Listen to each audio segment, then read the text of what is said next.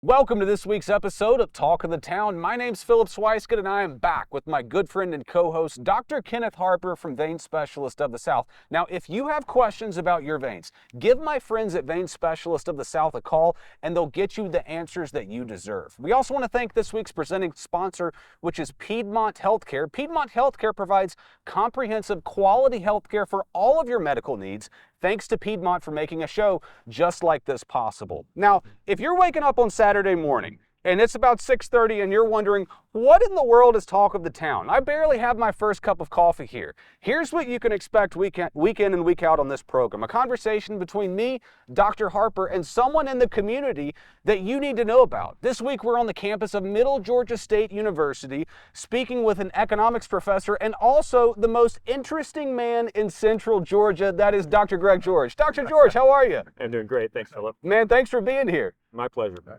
So, hey, now you guys are kind of buddies, aren't you? We're kind of buddies. It depends on if he outfishes me that day or not. No, Dr. George was my economics professor from here back in, 2014, 2015. Learned a ton from him in class and been good friends ever since. Right. So it's our privilege to have Dr. Greg George with us today. He's a world-renowned economist, and when you think about the places he could be living, and he chooses to live right here in the middle of Georgia, as my friend Jeff Patrick calls it, the center of the universe. So tell us how you came to live in Macon and particularly associated with Middle Georgia State University. So I started here in 2001. I was a graduate of the University of South Carolina and just got my PhD in economics and got the job here. I'd interviewed with our former dean, and an interesting thing about this school at the time, we'd been transitioning from what was a junior college into Macon State College, was our name at the time. And we were considered an access institution, and it was a great institution that kind of carried on that tradition of bringing in students for their first couple of years, but we started offering baccalaureate degree programs. So we started keeping more of our students here, and over the past 23 years, we've been slowly growing and growing and growing. But my main interest here was that Middle Georgia State University has always been a really affordable school for people. I mean, it's no big secret that college degrees have gotten more and more expensive over the years, outpacing inflation twofold at least. And I really like the idea of an access institution that caters to a lot of first generation college students and makes their education affordable. That was really appealing to me. Right. Now, so you're a Gamecocks fan. Yeah. But you went to UNC Chapel Hill, so you're a Tar Heel fan too? Yes, I am. Matter of fact, that's a good question, because every now and then the teams will play each other. Right. If it's football, then I'm South Carolina fan. Okay. Basketball, I'm a North Carolina fan. So Right. I'm trying to get the best of both worlds, but South Carolina's not really helping me out much there. Greg, I was wanting to ask you, though, about Middle Georgia State specifically. I'm a graduate from here. I am a massive fan of the school and what it provides to the community. I've had a lot of friends that have gone to other bigger schools, and we all graduated at the same time. And one of the key differences was that I graduated with no student loan debt. I got all of the same career opportunities, and they graduated with $30,000, $40,000, and sometimes $50,000 in student loans from some of these other institutions. Coming out of school as a young person, it can really be crippling. I was able to graduate from here with literally no debt, paid my way through, and was able to get a fantastic job literally coming out of college here. What are some of those other reasons that you think people should consider Middle Georgia State? Well, we really do have high quality degree programs here. We've been growing for the past 20 years since I've been here.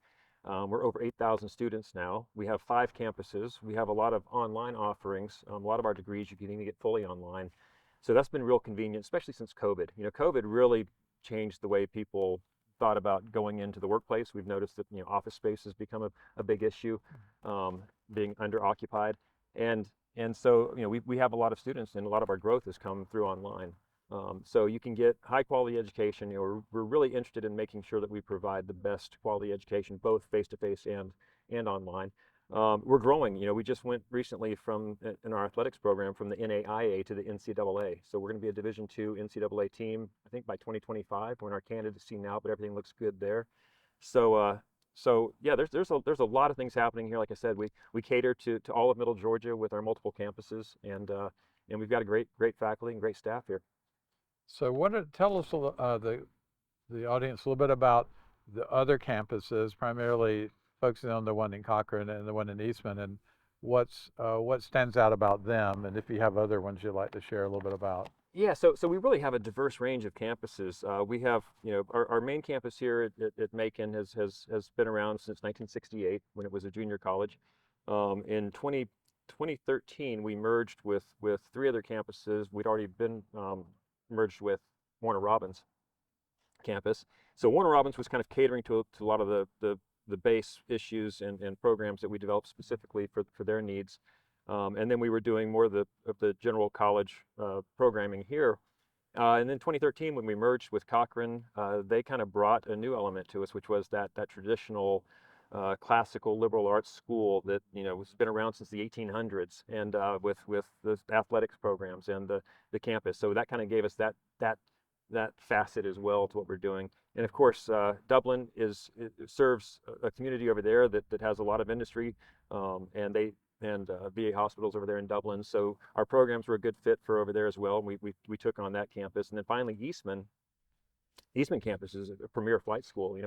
They're contracted with Delta to provide pilots, and I've actually utilized that to work towards my private pilot's license as well. But and I can attest firsthand that it's the instructors there, and the equipment, the gear, the airplanes, everything that we use for training, the simulators are just top shelf. So that positions the university to be have an impact over all of Middle Georgia that extends even further beyond that. Exactly. That's a really great opportunity. If your son or daughter live in Macon and they want to not necessarily go to school here, they could go to the another campus.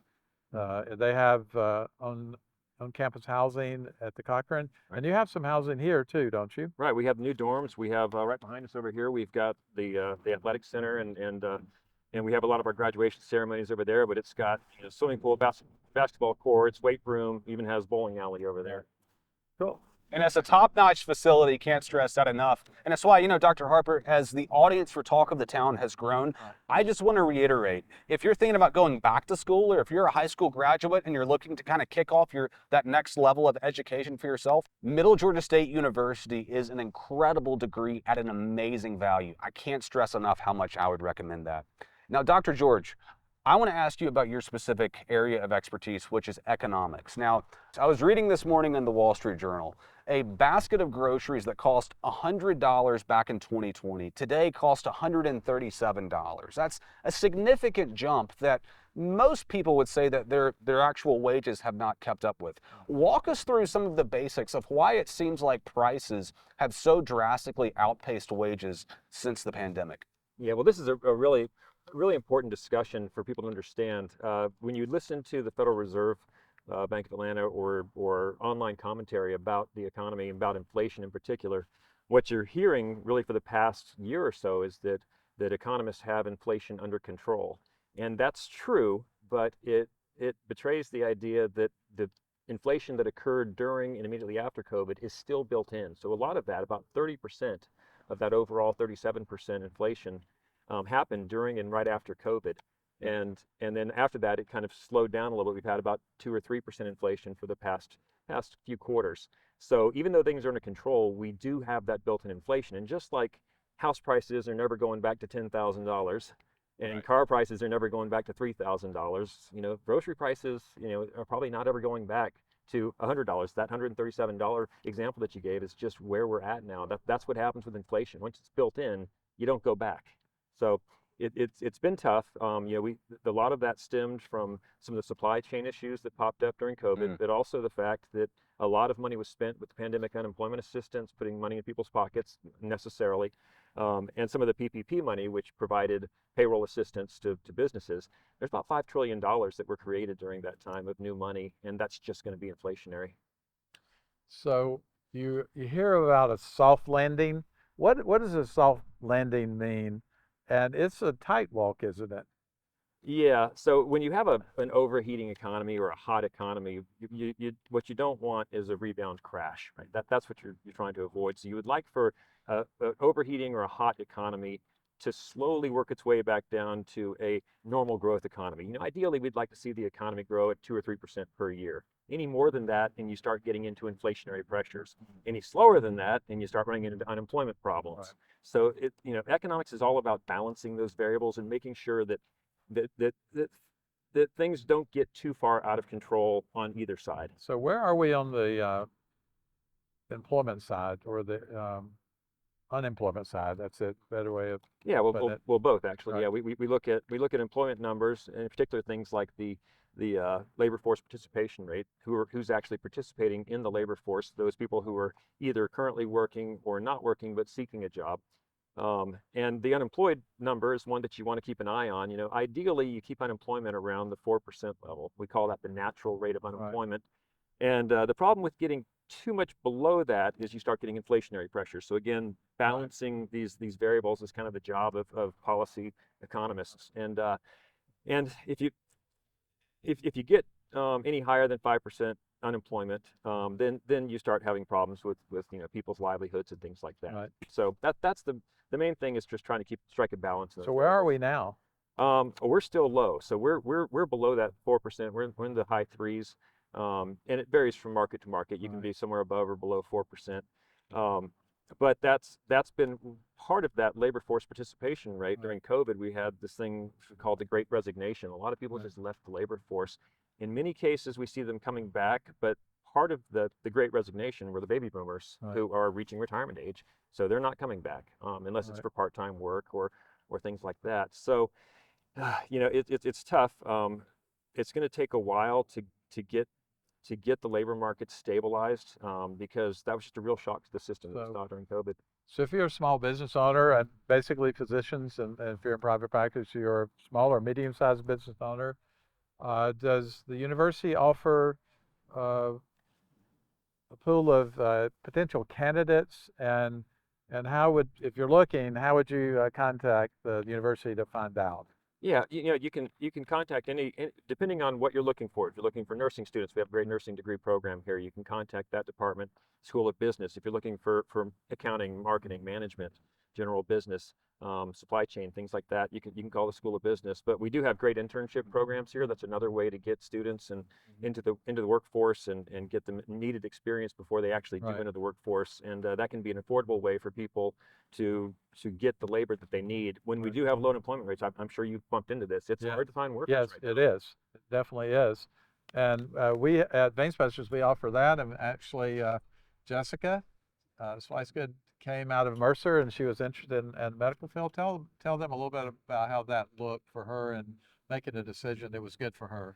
Yeah, so it's actually my wife. She got her undergrad at Mercer and then wanted to go back to nursing school, and she actually came here. She went to Middle Georgia State University for several reasons, but it was affordable. The caliber of the degree is just fantastic, and she was able to get a job right away, and really can't recommend it enough. Now, Greg, we want to ask you a question about entrepreneurship, but first, a quick word from our sponsor. As a teacher, I'm on my feet almost all day and enjoy running and hiking in my spare time. Standing in the classroom all day, the fatigue and swelling in my legs became increasingly more painful over time. Compression socks and good work shoes didn't even make a difference. I noticed that a large blue vein developed on my leg, which swelled and became really painful, making it difficult to work or participate in activities I enjoy. I'm glad I sought treatment at VSS before my vein issues progressed and got worse. They saw me quickly and were extremely professional, kind, and welcoming, which made me feel right at home. The staff explained my diagnosis and procedures in easy-to-understand terms and guided me through the entire process, which calmed my nerves. I understand they even have a therapy dog now for people like me. Since the procedure, I have been able to enjoy my life and activities again. It changed everything. If you need vein care, I encourage you to call Vein Specialist of the South today. Piedmont Macon is proud to be your partner in healthcare, in business and in the community. From our 2 convenient hospitals and ERs, our cardiac program, women's services, and urgent care centers, we provide Middle Georgians with comprehensive care close to home. Our goal is to empower you through great care that's simplified, unified, and easier than ever to access. Our mission is to make a positive difference in every life we touch. We want to be part of your family and your life and to make our community a better place to live. I wanted to ask Dr. George about the new amphitheater and the initiative that our mayor, Lester Miller, has put behind redeveloping the south side, particularly Eisenhower Parkway, which extends all the way out to the university here. Yeah, well, I've worked with the staff at the mayor's office a good bit ever since the Rickard administration, and a little bit now with Lester Miller, and I have nothing but great things to say about the people working in his office. They've been blessed with a really good economic situation, and they've put that money to use. One thing is the new Atrium Health Amphitheater. It kind of serves as an anchor point out here in Eisenhower, where at one end they're kind of in the middle there, but now hopefully we can see that new investment in that area start to kind of close the gap between Middle Georgia State University and there, and get that whole industrial area there redeveloped and repurposed, because a lot of that infrastructure was built for a different time, and we need to update it and get it moving forward for whatever the future holds for us. So it's exciting to see Macon moving forward, and really the across the community support from all the sections of our community, which is very encouraging. Yeah, and it's a world-class facility too. I mean, it's incredible because you went to a concert, right? Yeah, I was lucky enough to catch the first concert there, ZZ Top and Leonard Skinner. Yeah. And I went with a couple of friends, and Middle Georgia State University has a booth there. They've invested a lot. Right. They've been a big part of that. So they were very proud. I saw the president there, and he had a good time at the show, and I was spectacular. I tell you, the best thing about it was from the time the concert ended.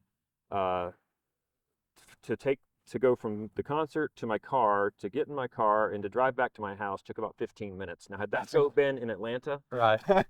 15 minutes, I'm still getting out of my seat. You're still in traffic, absolutely. Exactly. And there's a world-class pickleball facility there, so you can swing by and play some pickleball, so that's fantastic. One of the points the mayor made to us whenever we interviewed him was how this location, it is right on I-75. So all of these bands that are playing in Atlanta, and then they're going down to Savannah or Jacksonville, they can go straight here and book venues here in Macon, book events here, and we're going to be able to get some top-tier names just because of its location and the caliber of the facility. So I think that's fantastic.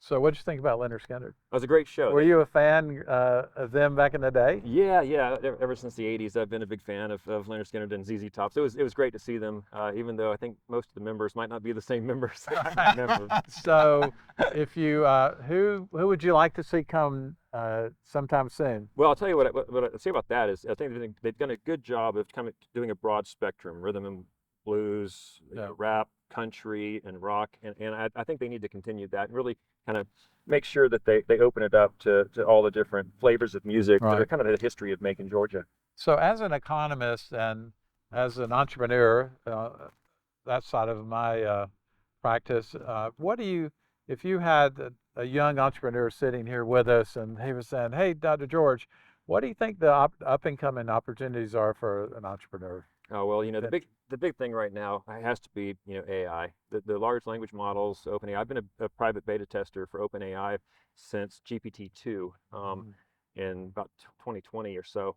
And I've put a lot of time into researching that and to figuring out exactly how we need to incorporate that into higher education, how it's going to become part of the workforce. We're actually doing some research on that right now. And I was lucky enough last summer to present at the Southwestern Business Dean Association meeting in New Mexico about the impacts of AI on higher education. So I think we're starting to look at degree programs that are going to dovetail with that nicely, and so that's something to keep an eye on and to really get a hold of, because that's an industry that's moving fast. So do you assign your students to write papers? So I do. I used to do an extra credit paper back when Philip was my student. Took it up many times because I needed the help. And then when ChatGPT came out, I realized that was going to be much easier for students to write papers. Yes. So I actually kind of turned it around on its head, and what I did was I required my students to use ChatGPT to write the extra credit paper. Right. And the point there is to get them to understand how to prompt engineer properly, how to get it to say. And I wasn't really interested in what ChatGPT was saying. I was interested in how they were telling it what to say. Okay. That's kind of the way that you have to think about this going forward is how do you best tell it to work for you, because if Right. it's kind of garbage in, garbage out. So Right. you got to that's where we're going there. So what do you see happening in healthcare related to AI? Well, that's going to be a huge area as well. I mean, there's a lot of research being done right now in cancer treatment, protein folding, all these things. There's a lot that's going to happen there. That's a little bit different side than the Chat GPT that we're accustomed to, but it's actually some of the same mechanics, the same models and the underlying architecture, both hardware and software, that will be addressing some of those long-standing health issues. So I guess you're saying, don't stick your head in the sand. See how this can impact what you do. And if you don't know much about it, how do you learn? You got to get online and jump in. You know, it's free to use ChatGPT. Just get in there, open an account, and start sensitivity testing and see what it can do. One thing I like to do with it is to try to get it to tell me a joke, which it's been historically pretty horrible at, but it's starting to get better. It's starting to get funnier. So, And it's getting smarter every day. exactly. Now, Dr. George, I want to clear up something with you. Have you actually climbed Mount Everest? Can you clarify this for us? Because I've seen pictures and I've heard stuff, but Well, it's a chore just getting to Kathmandu, Nepal, which is kind of the place where you really have to start your journey. It'll take you a couple of days to get there, going through India, sometimes through United Arab Emirates. You can go actually either way from Atlanta. You can go west or east, and it'll kind of get you around to Kathmandu.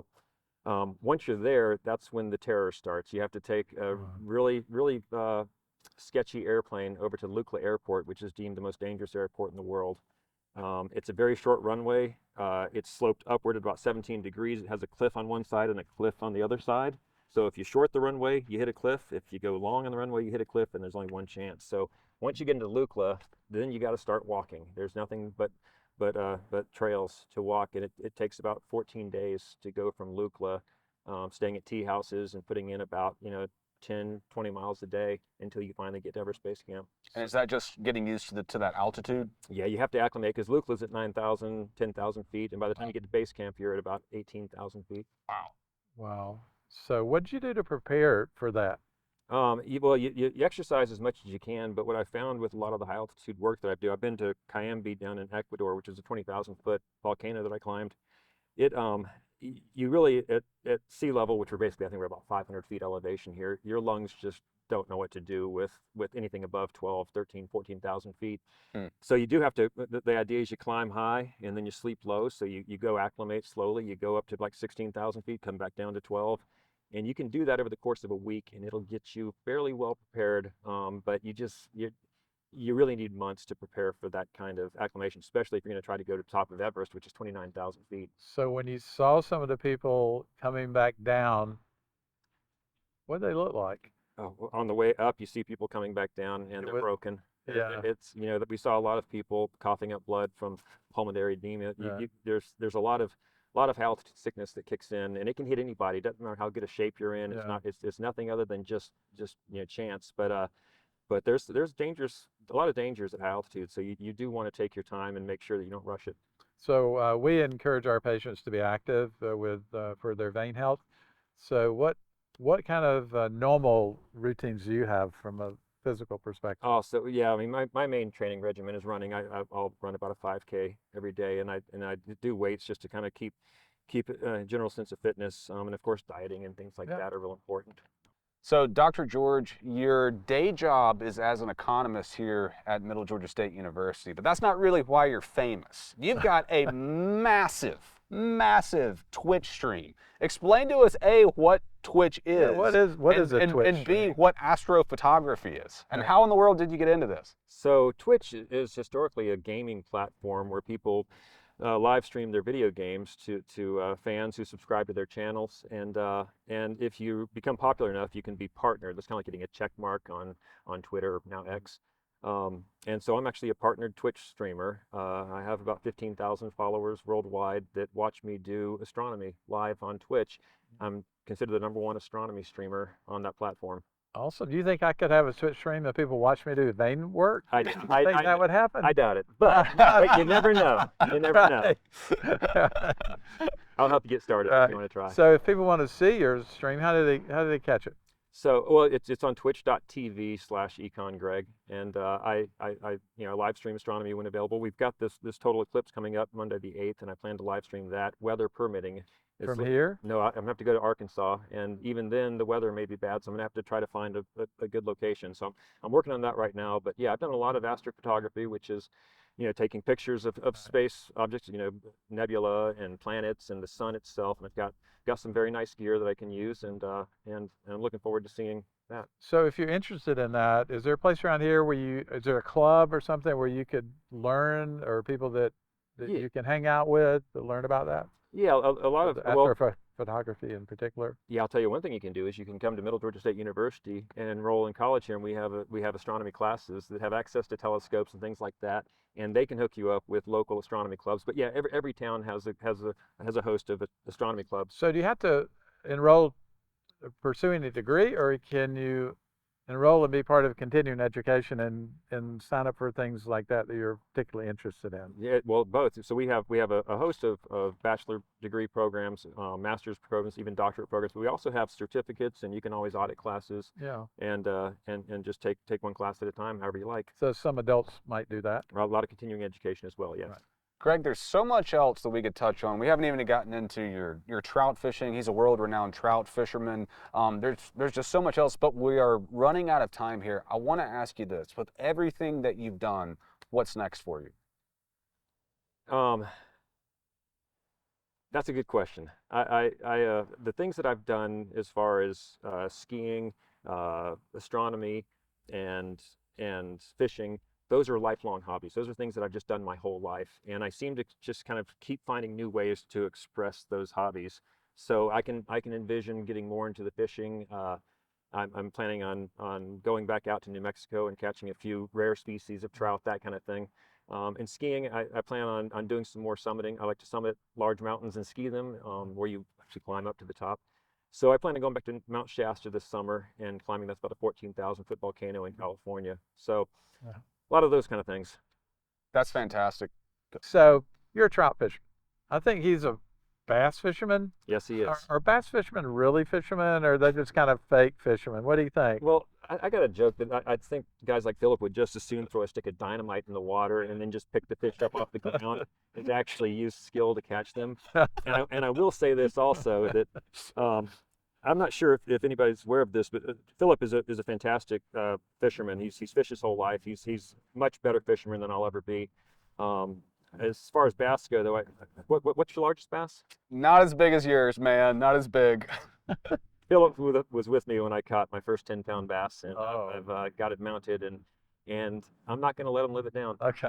I was happy for him, but I was a little jealous. There was that little bit of jealousy, but I was happy for him. It was a great fish. This has been so much fun, and I think it's an opportunity for our viewers to really know someone who's making a difference. Dr. George, thanks so much for joining us today. We really do appreciate it. And thank you guys for tuning in this week and watching me and Dr. Harper. And stay tuned, because you never know where we might show up next.